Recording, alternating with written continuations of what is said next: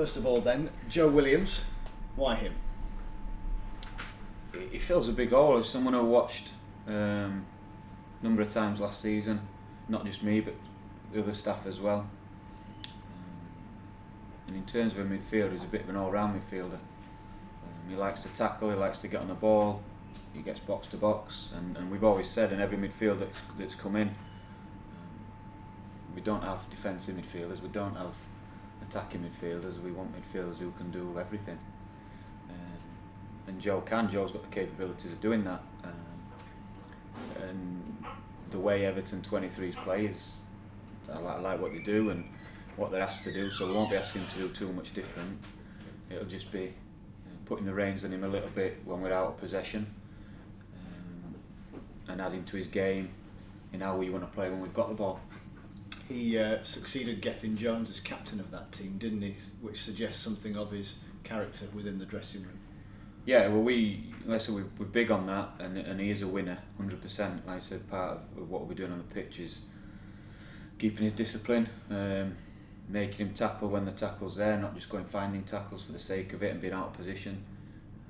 But it's a great quality to have, and like I said, it's something that we need within the squad. Because if anybody's seen the tackle in their derby game against Liverpool, against some player from the Liverpool under-23s, he's quite fierce in the challenge as well, isn't he?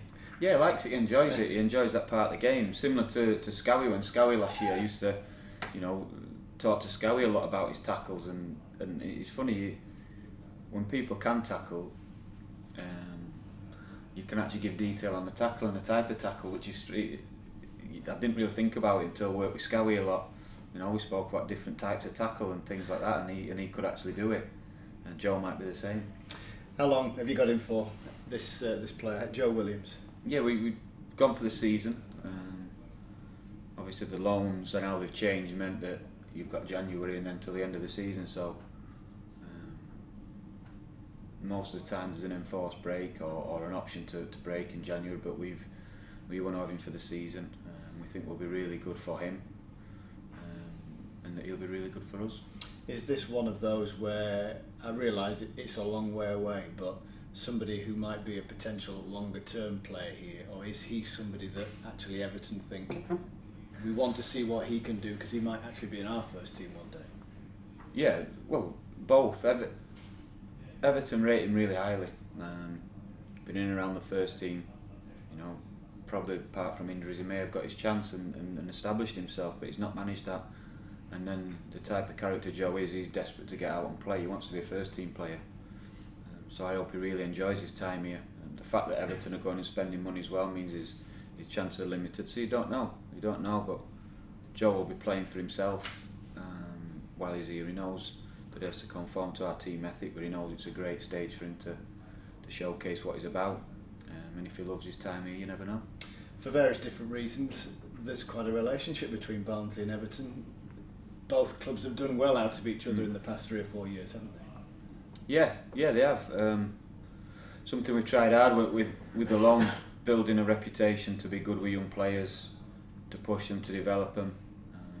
And when parent clubs get the benefit of that, then they're more likely to send you those players, and other clubs want to jump on board as well. So it's something that was a plan, and it's been working well. We just then have to pick the right ones. Obviously the ones that come in on budget, but also the characters and the type of player that makes the squad better. In the fast-moving world of football then, what's next? How soon can it be before you can further add to the squad? I was ready weeks ago. I said last week about I felt more comfortable. I identified 6 players. Got 2 of them in now, so 4 more to go. Number 3 then, could that happen in the next week or so, by the weekend? How do you view it? Yeah, I hope so. I don't know. Do you know what I mean? I'm sort of out of that part of the job, if you like, now. I'm focusing on the players that we've got in, but yes, this afternoon will be good for me. Because it's still the striker issue, isn't it? That's proving the one that's hardest, or taking the longest to get over the line. Yeah, and it's a priority. We have to do it. So, I've got no problem stating that, because everybody knows we have to do it. Has anything moved at all, just in part because Huddersfield are coming here at the weekend, or anybody else, as regards Andy Eardham, since we last spoke? No, only that, you know, we're speaking to him and trying to get him to sign a new contract, so he knows how much we value him and how much we want him to stay. And I hope that other clubs are realising that now and stop insulting us with, you know, with silly bids. We're trying to change that tide, if you like, and become a team that builds now and not just builds for other clubs. So this will be a big statement if we can do it. Do you sort of avoid David Wagner at the weekend and hope that the chief execs don't talk over coffee at the weekend? Yeah, see, I've got no problem speaking to David and telling him to do one. That's not a problem. But there may be other things going off, the politics of it. But you know, I've been really clear in everyone I've spoke to at Huddersfield, so they know where I stand on it. And that's it. Yeah. So there's been no more movement since that. Let's come on to the games then. Obviously, good result performance against Coventry the other day. Next stage in that development then is Premier League Huddersfield. What more do you want to see from your group over the weekend? Well, there'll be more players getting 90 minutes. More new players coming in, so integrating them in the squad, that's my priority now, whilst getting majority of players 90 minutes before we play Bristol, because, you know, minimum we're going to have 8 players playing 90. Is integrating these new players into. That was the closest we've come on Tuesday in terms of how we want to play, especially without the ball. But obviously, the more players you add in, the more you're starting again with those lads. So that's the priority now in the next couple of weeks. Paul, is it the intention to have as many of the targets in for the first game of the season rather than for the deadline a few weeks after that? Yeah, well, my intention was pre-season before we start pre-season. So yeah, like I say, to be fair on the player, to be fair on us, to be fair on giving us the best chance of getting points, I'd have rather been working for him with 3 weeks out for 3 weeks already. But it's not happened. So yeah, like I say, you know that we're not the only club in that position. But I think if you had a little look and you looked at the clubs who've done the business early, they'll be the ones who start the season the better. It's just common sense. We've got to integrate players in, get them to understand how we want to play. And it was the same last season. I think there was only one player started who was new, Tom Bradshaw, and that was a case of he had to because of certain things that had gone off in the squad before. So that was why I really wanted everybody in earlier doors, because you know you're going to give all the new signings the best possible chance of starting the season.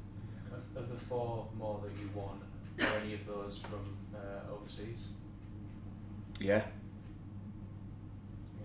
That's the intention. Then does that take a bit longer to get them in? I don't know. Like I say, I'm out with from my point of view, the hardest thing is identifying the players you want. The quicker we are and the more aggressive we are, the sooner we get a yes or a no, and if we get a no, we move on. The worst thing you can do is dilly-dally and not do anything, because then you're just hanging on the same players without getting an answer. So that's what I'm saying to everyone here. You've got to be aggressive, got to push,